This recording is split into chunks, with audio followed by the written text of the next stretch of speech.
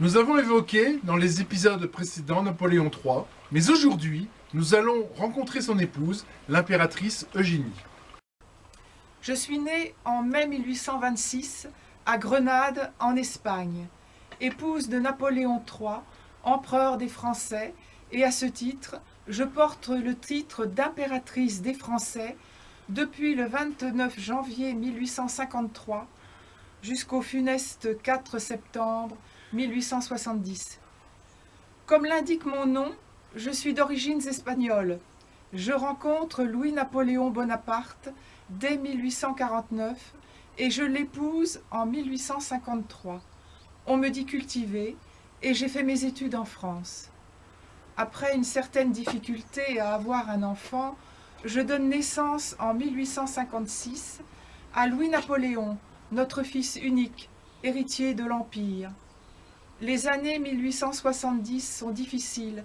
Successivement, c'est le décès de mon époux en 1873 et de mon fils unique en 1879.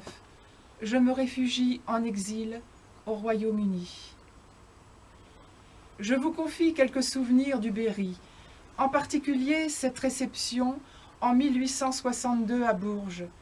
J'avais beaucoup parlé au préfet du Cher, M. Pauls d'Ivoire, un homme charmant, à qui l'on devait les premières et même les dernières courses de chevaux à Bourges. C'était à l'hippodrome des Grandes Prairies Saint-Sulpice, un lieu où la légende dit que Jeanne d'Arc, au XVIe siècle, allait s'entraîner à cheval. J'étais aussi allé voir l'hôtel de Vos, situé rue de Paradis, dans lequel vécut le général Bazaine à partir de 1857.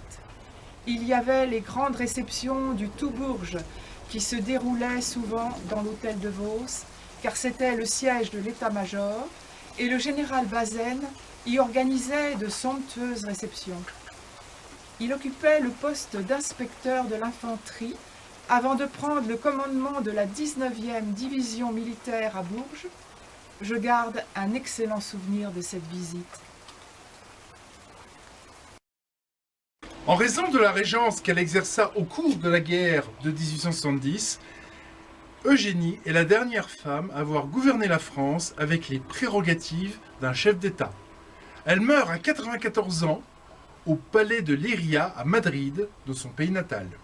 Eugénie est inhumée dans la crypte impériale de l'abbaye Saint-Michel de Farnborough, en Angleterre, avec son époux et son fils.